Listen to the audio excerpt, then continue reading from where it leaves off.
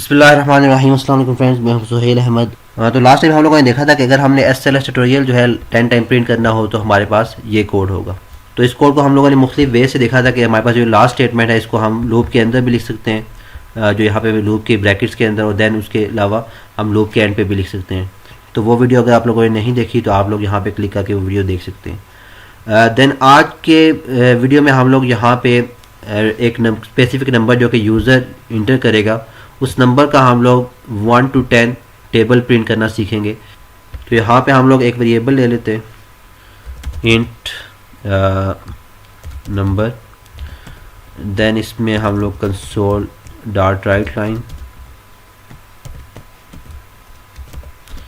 Please enter any number. Then यहाँ पे simply write use कर लेते हैं, और उसके बाद हम लोग यहाँ पे number equal to console dot read line. Then इसको हम लोगों ने इंटीजर में कन्वर्ट करना है, तो इंटीजर में कन्वर्ट करने के लिए कन्वर्ट डॉट टू इन 32। ठीक है, अब यहाँ पे हमारे पास इंटीजर में कन्वर्ट हो चुका है। देन अब यूज़र ने नंबर इंटर किया है, इसका टेबल यहाँ पे प्रिंट करना है 1 to 10। तो जो टेबल हम लोगों ने प्रिंट करना है वो 1 to 10 करना है। तो हम लोग यहाँ पे फॉर लूप लिखते हैं, int i equal to start कहाँ से हो रहा है हमारा टेबल 1 से, तो आई इक्वल टू 1 कर देते हैं।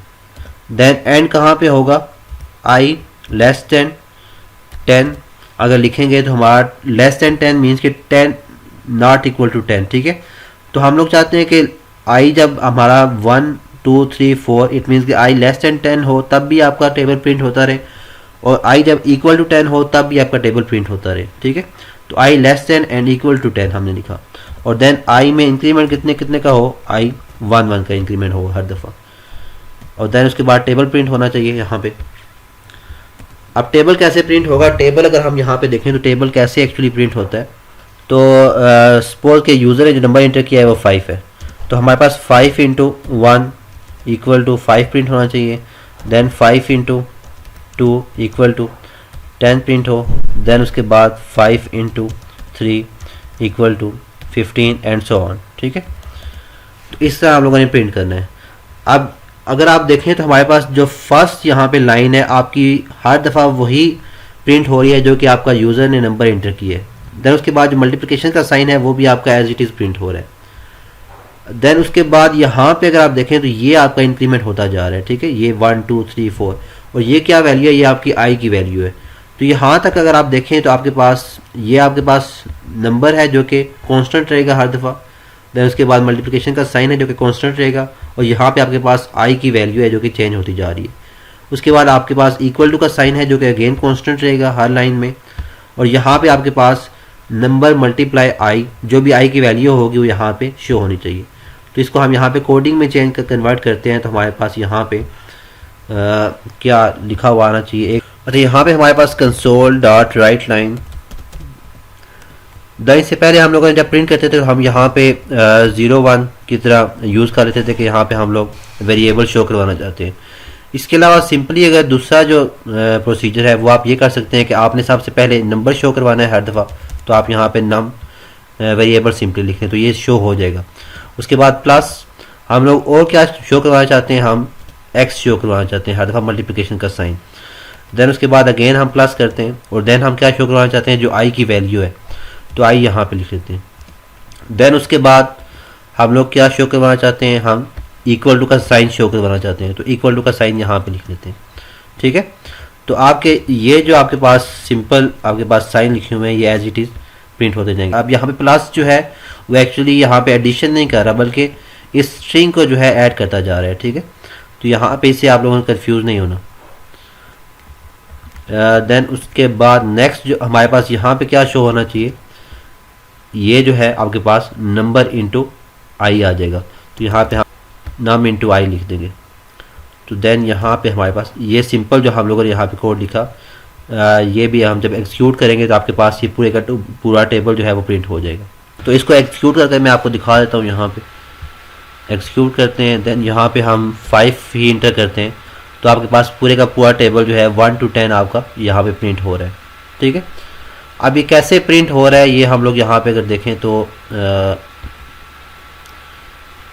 यहाँ पे देखें अगर आप, तो स्टार्टिंग में हम लोगों ने 5 इंटर किया, देन नम में जो स्टोर हुआ वो 5 स्टोर हो गया, उसके बाद मल्टीप्लिकेशन का साइन प्रिंट हो रहा है, और उसके बाद आई की वैल्यू स्टार्टिंग में 1 थी तो यहाँ पे 1 प्रिंट हो गया, देन उसके बाद इक्वल टू का साइन प्रिंट हुआ, और देन नम मल्टीप्लाई आई की वैल्यू 1 और नम की वैल्यू 5, तो आपके पास 5 आ गया। देन अगेन आपका लूप जो आपको लास्ट टाइम बताया था कि लूप कैसे एग्जीक्यूट होता है, ठीक है, उसी तरह आपका एग्जीक्यूट होगा कि यहाँ से कंडीशन जब ये चेक हो चुकी होगी आपको यहाँ से अगेन यहाँ पे आई प्लस प्लस पे आएगा, तो आई की वैल्यू क्या हो जाएगी 2 से यहाँ से ये कंडीशनल स्टेटमेंट पे आता है, तो 2 less than and equal to 10 true है, तो ट्रू जब भी होगा आपका फॉर लूप की ब्रैकेट के अंदर जो कुछ भी लिखा हुआ है वो सारे का सारा आपका एग्जीक्यूट होगा। अगेन आपका नम की वैल्यू जो है 5 है, मल्टीप्लिकेशन का sign as it is print होगा, देन आई की वैल्यू जो है आपके पास 2 है, इक्वल टू का sign as it is print होगा, और देन नम मल्टीप्लाई आई, नम की वैल्यू 5 है और मल्टीप्लिकेशन 2 से होगा तो नम इंटू 2 इक्वल टू 10 प्रिंट हो जाएगा। इसी तरह चलते चलते जब आई की वैल्यू आपके पास 10 होगी तो अगेन यहाँ पे कंडीशन चेक होगी 10 लेस देन इक्वल टू 10, तो आपके पास लेस देन की कंडीशन तो फॉल्स है, लेकिन 10 इक्वल टू 10 आपका ये कंडीशन ट्रू है, इट मीन्स कि अभी भी आपका ये एक्सिक्यूट होगा लूप। ट्रू जब भी होगा आपका ये लूप की ब्रैकेट के अंदर जो भी कंडीशन होगी वो सारी सारी एक्सिक्यूट होगी। अगेन आपकी ये कंडीशन जो है जो स्टेटमेंट है आपकी सारी की सारी एक्सिक्यूट होगी, आपका 5 मल्टीप्लाई 10 इक्वल टू 50 भी लिखा हुआ आएगा। इसके बाद अगेन इंक्रीमेंट होगा तो आई की वैल्यू क्या हो जाएगी 11 जब होगा तो ये कंडीशन चेक होगी 11 less than and equal to 10, 11 less than 10 check होगा फॉल्स है, 11 इक्वल टू 10 ये भी फॉल्स है। तो जैसे ही फॉल्स होगा आपका ये फॉर लूप टर्मिनेट हो जाएगा, फॉर लूप के बाद अगर कोई कोडिंग लिखी हुई है तो वो एक्सिक्यूट होगी, तो फॉर लूप के बाद जस्ट यहाँ पे गुड बाय लिखा हुआ था वो एज इट इज़ एक्सिक्यूट हो जाएगा। तो ये हिस्सा आपका टेबल जो है वो प्रिंट हो जाएगा। बाकी कोई कन्फ्यूजन हो तो आप लोग कमेंट्स बॉक्स में पूछ सकते हैं। ये हर वीडियो के एंड पे मैं कहता हूँ, जस्ट आपको हर क्वेश्चन इतनी डिटेल के साथ बताने का मकसद ये है कि आपके कॉन्सेप्ट जो है वो क्लियर होने चाहिए। जस्ट ये नहीं है कि आपकी जो असाइनमेंट है वो जस्ट क्लियर हो जाए और आपकी जो प्रोग्रामिंग प्रैक्टिस है उसमें आप लोग एक्सपर्ट ना बन सकें। तो जो भी यहाँ पे आपको वीडियो बताई गई है उसको आप यहाँ पे डिटेल के साथ आपको हर चीज़ बताई है। अगर आपको फॉर लूप की एग्जीक्यूशन का नहीं पता तो इससे पहले जो हम लोगों ने फॉर लूप की इंट्रो की वीडियो बनाई थी वहाँ पे 1 बाय 1 हर स्टेटमेंट का मैंने आपको बताया था कि ये कैसे एग्जीक्यूट होती हैं। अगर वो आपने वीडियो नहीं देखी तो यहाँ पे क्लिक करेंगे तो आपके पास वो वीडियो शो हो जाएगी, ठीक है। अच्छा, अब यहाँ तक तो उम्मीद है आपको ये क्लियर हो गया होगा। सपोज करते हैं कि हमें जो टेबल प्रिंट करना है वो जस्ट ऑड नंबर्स का टेबल प्रिंट करना है, जो इवन नंबर्स हैं उनका टेबल प्रिंट नहीं करना। तो अब यहाँ पे हमारे पास 5 1s 5 प्रिंट होना चाहिए, देन 5 3s 15 प्रिंट होना चाहिए। इट मीन कि 5 2s जब हो तो आपका 10 प्रिंट नहीं होना चाहिए। तो हम यहाँ पे कंडीशन किस पे लगानी है कि जब आपका आई जो है वो इवन हो देन आपका टेबल जो है वो प्रिंट नहीं होना चाहिए। तो हम यहाँ पे कंडीशन लिख देते हैं कि इफ़ आई मॉडुलस 2। अब यहाँ पे हर चीज़ आपकी लॉजिक जो है वो वही यूज़ होंगी जिस तरह हम लोगों ने इवन आड नंबर के पढ़े थे। तो आपकी ये नहीं है कि आपने जस्ट अगर इफ एल्स नहीं सीखा हुआ तो आप लूप सीखना स्टार्ट हो जाएंगे तो आपकी जो प्रोग्रामिंग है वो अच्छी हो सकती है। हर एक चीज़ दूसरी चीज़ पे डिपेंडेंट है, ठीक है। आपने इफ एल्स पढ़ा हुआ है तो वो इफ एल्स आपके लूप के अंदर यूज़ होंगे, बहुत जगहों पे यूज़ होंगे। तो इफ एल्स आप लोगों को आने चाहिए। इसके अलावा स्विच केस आपको आने चाहिए, अर्थमेटिक ऑपरेशन आप लोगों को आने चाहिए, ठीक है। इनपुट आउटपुट ऑपरेशन कैसे होते हैं वो सारे आपको पता होने चाहिए। तो अब यहाँ पे अगर हमने इवन आड नंबर फाइंड करने हैं तो हमने देखना है कि कोई नंबर इवन है, अगर आई इवन है तो वो इक्वल टू 0 होगा। ये लॉजिक हम लोगों ने पढ़ी थी। तो अब यहाँ पे हम लिखते हैं कि हम अगर आई मॉडुलस 2 इक्वल टू 0 है देन क्या हो, ये वाली कोडिंग चल पड़े। अब अगर जस्ट मैं यही लिखता हूँ तो आपका इवन का टेबल प्रिंट हो जाएगा, आड का टेबल प्रिंट नहीं होगा। इसको मैं एक्सक्यूट करके दिखा देता हूँ आपको। मैं यहाँ पे 5 लिखता हूँ तो आपका इवन का टेबल प्रिंट हो गया है।